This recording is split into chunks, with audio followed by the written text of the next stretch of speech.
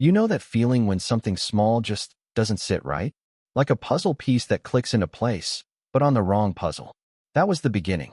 Not a dramatic affair reveal. Not lipstick on a collar. Just a key. It was Tuesday. Rainy. The kind of afternoon where windshield wipers become hypnotic. I picked up Emily from work because her car was in the shop. She slid into the passenger seat, kissed my cheek, and dropped her bag at her feet like she always did. That part was normal. The abnormal came later. I carried her bag inside while she kicked off her heels. Harmless, right? But it was heavier than usual. And curiosity, being the traitor it is, nudged me.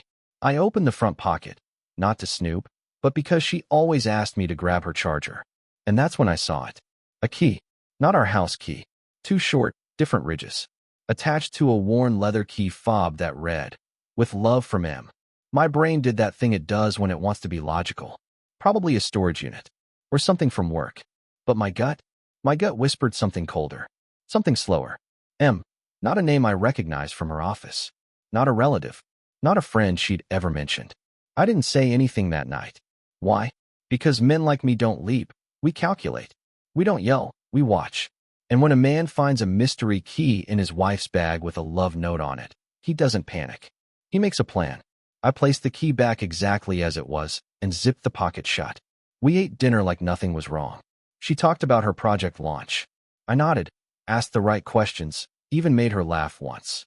I was calm, unreasonably calm, because I already knew I'd wait until she left for her Pilates class Thursday night, and I'd follow her.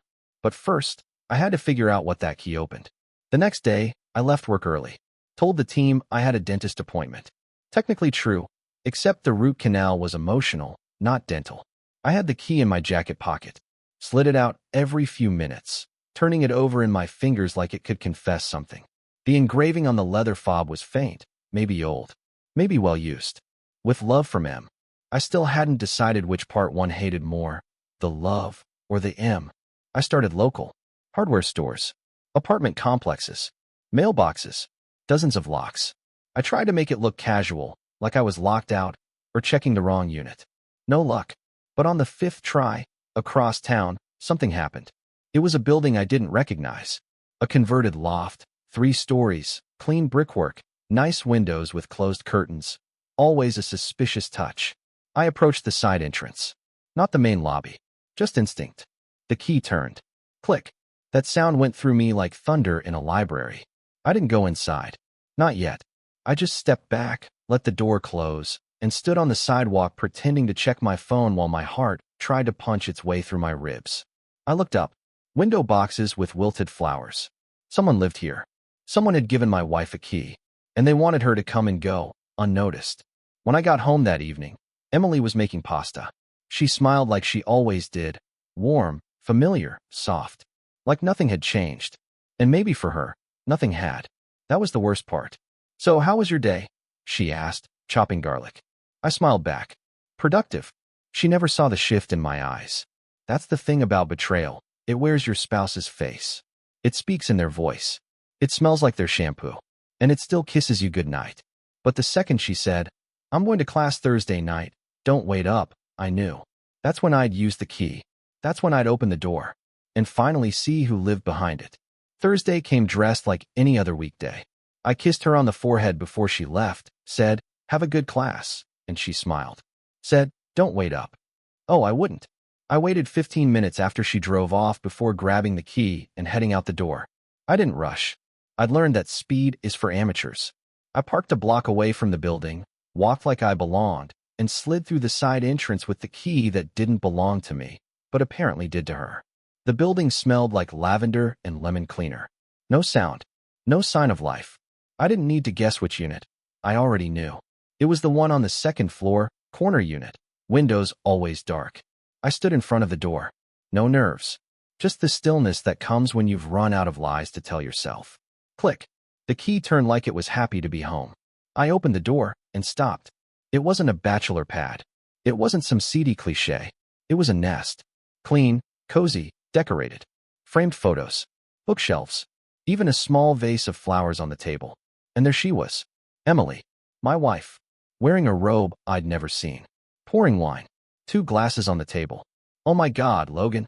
Her voice cracked mid-syllable, like her brain hadn't caught up to her mouth. She dropped the bottle. It clattered, but didn't break. Behind her, a man appeared from the hallway. Mid-30s. Crisp dress shirt. Barefoot. He froze, wine glass in hand, like I'd walked in and pointed a rifle at him, which, frankly, wouldn't have shocked either of us at that point. "Who the hell are you?" he asked. "I'm the husband," I replied, stepping into the apartment like I was evaluating square footage. Emily stammered. "Logan, how? What? Why are you here?" I turned the key between my fingers. Funny thing, when you leave a key in your purse, a man starts asking questions. No yelling. No violence. No drama. I just looked around, absorbing the betrayal like a slow exhale. A photo of the two of them, smiling. Matching sweaters. A little posted on the fridge that read, "Pick up cinnamon for the pancakes, Heartsuit M." Of course, M wasn't a thing. He was a person. He was this person. I looked her in the eyes. "So this is where you go to class?" Emily didn't speak. She didn't have to. The silence told me everything.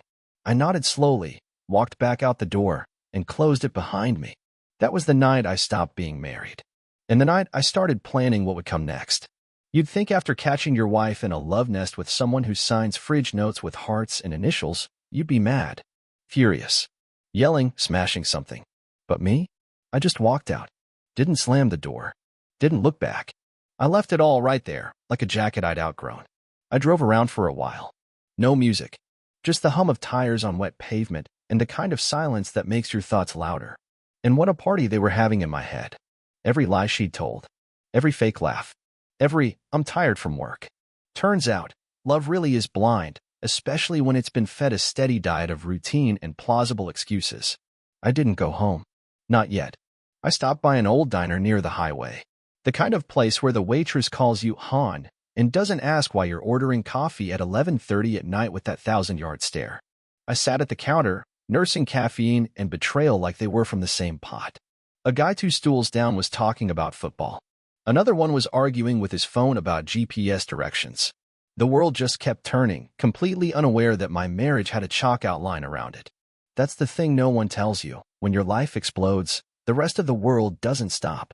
It doesn't even slow down. You just get to sit there, dazed, while people keep asking for extra napkins. When I finally got home, everything was exactly as I left it. Her shoes by the door. Her perfume lingering in the hallway. The bed made with hospital corner precision she never used. Except this time, it all looked like a stage set, props for a life that no longer existed. She wasn't home. Of course not.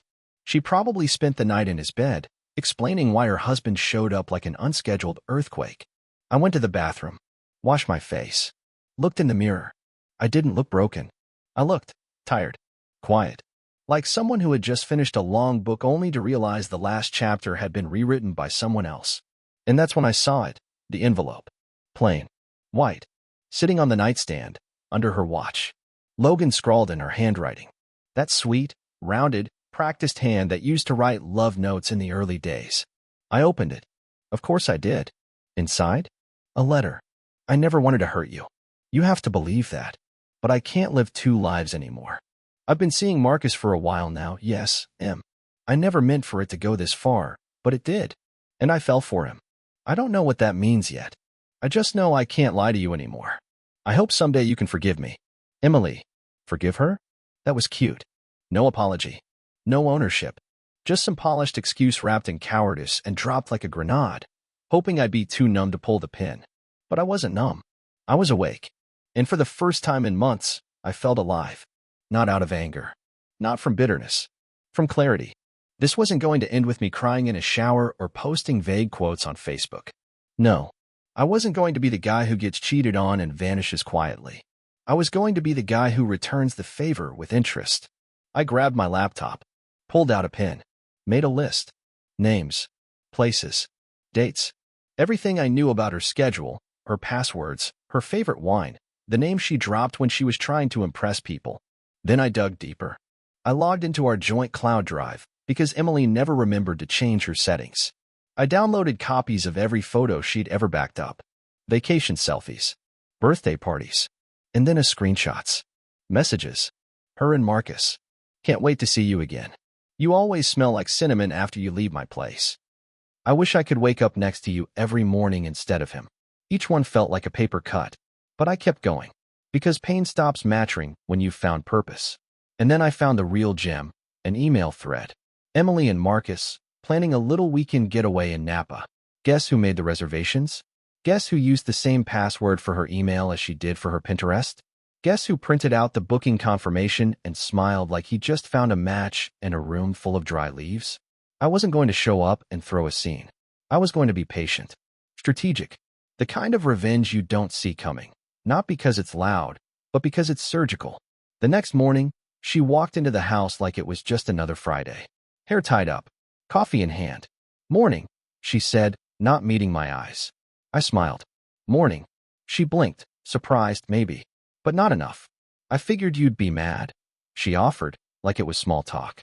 I sipped my coffee. "Why? Because you made a new friend?" That one landed. I saw it in her shoulders. But she nodded, pretending the awkward wasn't growing roots in the silence.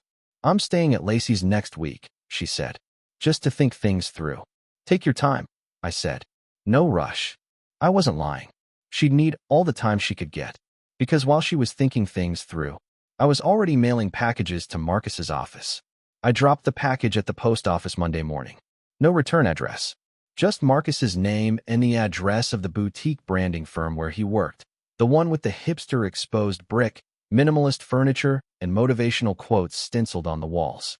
Inside the padded envelope, a copy of Emily's love letter to me. A USB drive containing screenshots of their messages. A printed copy of their Napa Valley weekend booking. And the cherry on top? An anonymous note, typed in bold, black font. Sometimes the best marketing move is knowing when to rebrand your integrity. Was it petty? Maybe. But it was clean. It was silent. It was effective. And that's the thing about vengeance. When it's done right, it doesn't scream. It whispers. Into the right ears. I didn't need Marcus fired. I just needed doubt planted. Needed his coworkers to start side-eyeing him during Zoom calls. Needed HR to raise an eyebrow when he walked by the glass-walled conference room. Emily thought she had secrets. I was just getting started. The next part of the plan involved a little sleight of hand. You'd be amazed how much information people give away for free when they think you're not watching. Take Emily's laptop, for example. She kept it on the kitchen counter, wide open most mornings while she made breakfast. She assumed I was too polite, or too broken, to snoop. She forgot who she married. One quick phone photo of her login screen. One 30-second video of her password being typed while she sipped her smoothie. That was all I needed. Later that night, while she FaceTimed Lacey, I was 3 rooms away inside her inbox. Turns out, Marcus wasn't her only pen pal. There were emails to a divorce attorney, a woman named Rebecca Langford. One thread was titled Strategy, Clean Split. That one made me laugh. A clean split? Lady, you're dripping in mud and still handing out towels like it's spa day. She was planning to hit me with papers after her Napa trip. Let that sink in. Wine tasting on the weekend, betrayal for brunch, then surprise divorce by Wednesday. A clean split. You can't make this stuff up. But I wasn't angry anymore. I was surgical. I started backing up everything. The emails, her call logs, cloud backups, private calendar entries. I forwarded them to a hidden account I made years ago and never thought I'd need. Next came the financials. See, Emily and I had a joint savings account, but she also had a private one. A rainy day stash she created during our 2nd year of marriage after we had a scare with the mortgage. I encouraged it. Smart thinking, I'd said. We always need a safety net. Turns out, she used it to book Napa and a spa weekend 3 months ago. Not with me. Not even with M. She went with Sophie, a name I didn't recognize until I saw the confirmation email, which mentioned 2 queens, spa couples massage, rose petals on arrival. Interesting. So Marcus wasn't the only getaway driver in her midlife crisis parade. Noted. I didn't bring it up. Not yet. Let her hang herself in silence. Let the rope tighten every time she faked a smile across the dinner table. A few days later, I stopped by her work with flowers. Not roses. Sunflowers. Big, bold, bright. The kind that demand attention. I figured if she was going to lie to my face in private, I could perform a little theater in public. Just wanted to surprise my girl, I told her coworkers. Loudly. She blushed, all performance.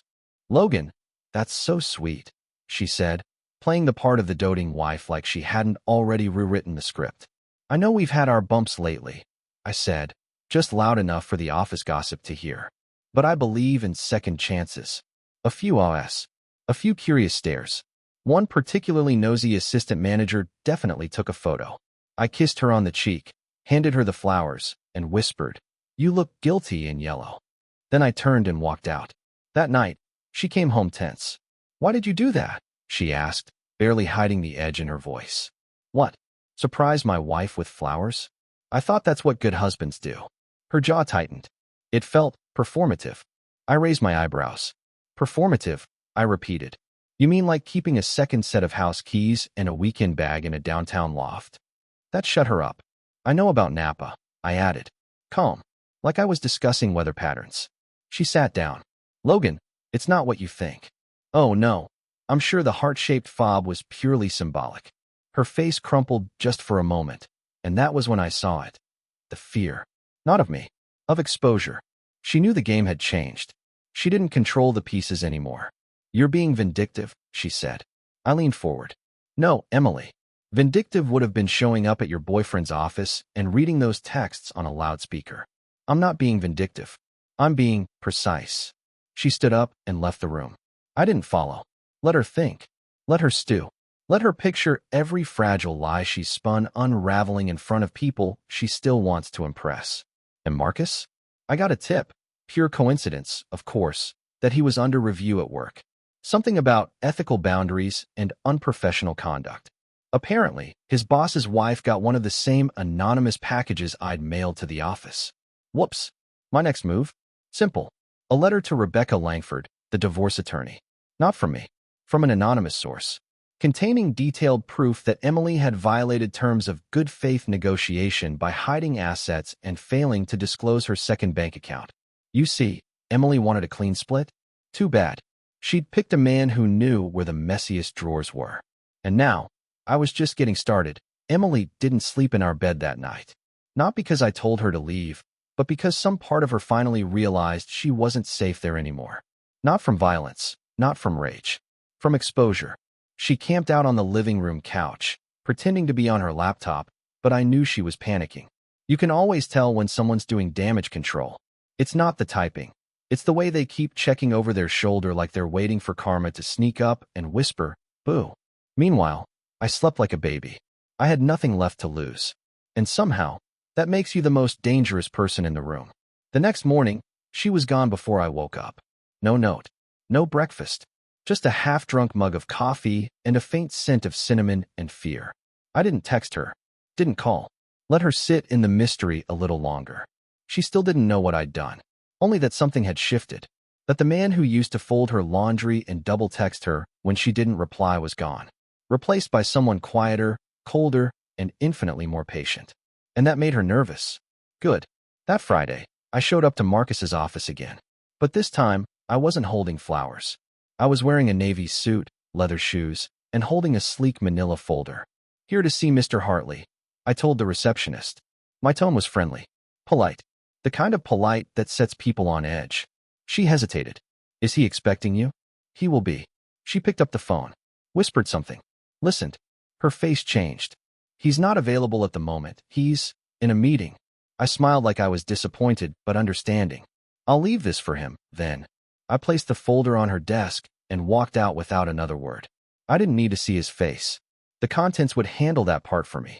Inside, a timeline. Photos. Screenshots. Receipts. The final page. A typed transcript of a phone call between Emily and her lawyer, discussing minimizing financial exposure in the event Logan doesn't cooperate. Oh, and a note in sharp, clean font. "Thought you should know who you're building a future with. Best, a concerned husband." That night, Emily finally cracked. "Did you go to his office again?" she asked, standing in the doorway of the bedroom like she thought the frame would protect her from the answer. I didn't look up from my book. I drop things off when I feel generous. She stepped closer. "You're trying to destroy him." "No," I said. "I'm trying to return the favor. You destroyed us." Her voice got sharp. "So what's your plan? Humiliate me? Turn me into some cautionary tale so you can sleep at night?" "I already sleep at night," I said. "Like a log." "You're different," she said, like it was a crime. "No, Emily. I'm just finally done playing the fool." She folded her arms. You're going to end up alone if you keep this up. I shut the book. Met her eyes. Better alone than lied to. That shut her up. She left the room without another word. The door closed like punctuation. A quiet little period on a decade of pretending. Over the next week, I became someone else. I visited her lawyer's office without her. Sat down with a junior associate named Kevin, fresh out of law school and eager to make a name. I told him I was open to negotiation, but only on new terms. I slid over a counteroffer that gutted her original deal like a fish. Kevin blinked. This is aggressive. I smiled. So was cheating. He didn't argue. I left him with a second folder, one labeled Supplemental Evidence, full of bank statements, email headers, and that mysterious second account with weekend getaway charges. I knew Emily hadn't told her lawyer about that one. Oops. Feel free to call Rebecca, I said on my way out. Just make sure she sees pages 7 through 12 before she does. I was in the parking lot before they'd even started the fax machine. That weekend, I went quiet. Let her stew. She tried to play normal, tried to suggest brunch, as if poached eggs could fix betrayal. I made a reservation she offered. That little French place you like. I'm good, I said without looking up. She tried to smile. You can't just avoid me forever. I'm not avoiding you, I said. I'm watching you drown. Her face twitched, like she wanted to cry, but didn't quite know how. I didn't give her the pleasure of sympathy. Not anymore. By Monday morning, Marcus had deleted his LinkedIn account. A friend of mine, who worked in HR compliance at another firm, texted me a screenshot. Thought you'd enjoy, she wrote. It was a forum post. Anonymous. But not vague. Described an internal investigation into a senior staffer's inappropriate relationship with a client's wife. I didn't post it. I didn't have to. People talk. Screenshots travel. And no one likes a scandal during quarterly earnings. That evening, Emily stood in the hallway with her suitcase. For real this time. No rehearsal. No lipstick lies. I'll stay at a hotel, she said quietly. Until I figure things out. I nodded. Good call. She lingered. I never meant to hurt you. You didn't hurt me, I said. You freed me. And I meant it. Because sometimes you don't realize how heavy someone was until they finally walk away. She hesitated like she wanted one last word. But she didn't get it. I closed the door behind her, turned the deadbolt, and exhaled for the first time in months. Emily moved out. And for the first week, it was quiet. Uncomfortably quiet. No arguments. No lies. No fake smiles over coffee. I came home to stillness. Slept in a bed that felt 2 sizes too big. Cooked meals I used to make for 2, and ate them while staring at the wall. But that silence? It wasn't grief. It wasn't sadness. It was digestion. See, when a storm finally passes, you don't immediately rebuild. You inspect the damage. And I was learning just how deep the rot went. Emails from mutual friends slowed to a trickle. Some of them stayed neutral. Others clearly picked sides. Turns out, people aren't fans of being friends with a man who holds up a mirror. One text said, "You should have just moved on, Logan. No need to ruin her life." Funny. No one told her not to ruin mine. A month later, Marcus reached out. Yep. He called me. I let it go to voicemail, of course. His voice was calm, measured. Probably rehearsed in front of a mirror. Logan, look. I think we got off on the wrong foot. What happened was unfortunate. But Emily's hurting. And I think we can find a better way forward, man to man. He ended it with, "No hard feelings." I laughed so hard I almost dropped my phone. No hard feelings? My wife cheated. Lied. Tried to take the house. The savings. My peace. And he wanted closure? So I sent him a single reply. "I've already moved on, Marcus. You should try it. But just so you know, she's still texting someone named Sophie. Hope you're both cool with brunch lies." He didn't reply. But I checked LinkedIn later that week. His profile was active again. In real estate. Looks like corporate PR didn't quite survive the scandal. Emily and I met one final time. At a neutral cafe. Public. Safe. Predictable. She was dressed in apology beige, hair pinned back, makeup soft, eyes rehearsed. I could smell the desperation trying to wear sophistication like perfume. She opened with a sigh. "I miss who we used to be." I nodded. "So do I. But then again, I used to believe in Santa too." She flinched. "You've made this impossible, Logan." I leaned in. "You made this dishonest." "I just made it accurate." She started to tear up. "I didn't think you'd ever do this to me." I sipped my coffee. "That's the problem, Emily. You thought I'd just swallow it. Smile. Fade out of frame while you rewrote the ending. You forgot I was in the story too. Silence. Then she said the last words she'd ever get from me. I just wanted something more. I stood up, dropped a 20 on the table, and said, then you should have worked for it, not stolen it. The revenge wasn't in the packages. It wasn't the career hit. It wasn't even the legal leverage. No, the revenge was this. I let her watch me rebuild. She moved into a bland apartment near the city, where rent came with peeling paint and echoing regrets. Meanwhile, I kept the house, renovated, reclaimed it. I repainted the bedroom, donated the wine glasses, removed every trace of us from the walls. Started hosting people again, friends, real ones, the kind who didn't flinch when things got uncomfortable. People who didn't care about saving face, only telling the truth. 6 months later, I started dating again. Not to fill a void. To honor the space I'd fought for. And every now and then, I'd see her name pop up in group chats or passing mentions.